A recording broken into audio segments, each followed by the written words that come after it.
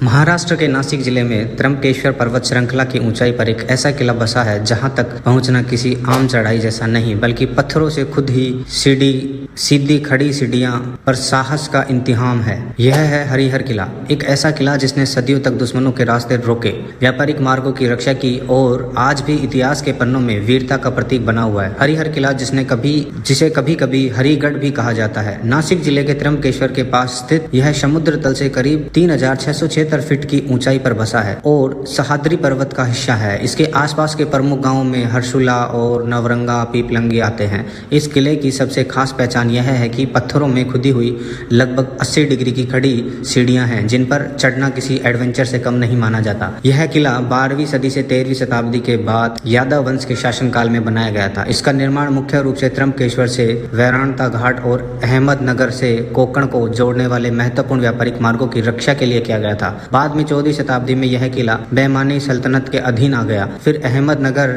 के निजाम शाही शासकों ने इस पर नियंत्रण कर लिया। इतिहासकार मानते हैं कि मुगल और मराठा संघर्ष के समय यह किला कई अलग अलग हाथों में गया। 1700 के दशक में पेशावरों के नियंत्रण में आने के बाद यह मराठा साम्राज्य की उत्तरी सीमाओं की रक्षा में एक महत्वपूर्ण चौकी रहा। स्थापत्य और किले की संरचना। हरिहर किले की बनावट कुछ अलग है। यहाँ सीढ़ियाँ खड़ी पत्थर की सीढ़ियाँ हैं जिनके किनारे पर सिर्फ एक तरफा पकड़ने की जगह बनाई गई है। यह सीढ़ियाँ न सिर्फ चढ़ाई को कठिन बनाती है बल्कि किसी भी दुश्मन के लिए इसे जीतना लगभग नामुमकिन था। किले के भीतर पानी के टैंक, तोरण और एक छोटा हनुमान मंदिर मौजूद है। किले की दीवार अब टूटी फूटी हो चुकी हैं लेकिन इन्हें देखकर ऐसा लगता है कि अपने समय में यह बहुत ही मजबूत किला रहा होगा। हरिहर किला रणनीति दृष्टिकोण से भी बेहद महत्वपूर्ण था। यह घाटी से आने वाले हर व्यक्ति और व्यापारिक पर नजर रखने का बेहतरीन स्थान था। यहाँ से त्र्यंबकेश्वर दुर्गा मार्ग और वैतारणा घाट मार्ग दोनों पर पूरी दूरी पकड़ी रखी जा सकती थी। किले की खड़ी चढ़ाई और संकरी दीवारों की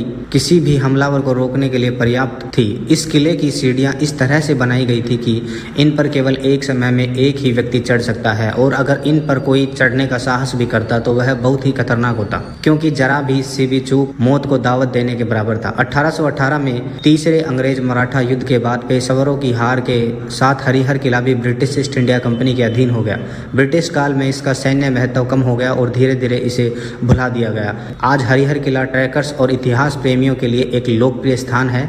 अगस्त से फरवरी के बीच यहाँ हरियाली और बादलों के बीच चढ़ाई का अनुभव रोचक होता है। हालांकि इसकी खड़ी सीढ़ियों पर चढ़ते समय बेहद सावधानी जरूरी है। हरिहर किला सिर्फ पत्थरों का ढांचा नहीं बल्कि सदियों पुराना प्रहरी है जिसे व्यापारिक मार्गों की रक्षा, युद्ध देखो और आज भी सह्याद्री पर्वत की गोद में अड़ी खड़ा हुआ है। यह हमें याद दिलाता है कि इतिहास सिर्फ किताबों में नहीं बल्कि हमारे पहाड़ों और किलों में भी सांस ले रहा है। आज की वीडियो के लिए इतना ही, मिलते हैं नेक्स्ट वीडियो में। आज की वीडियो कैसी लगी कमेंट करके जरूर बताएं।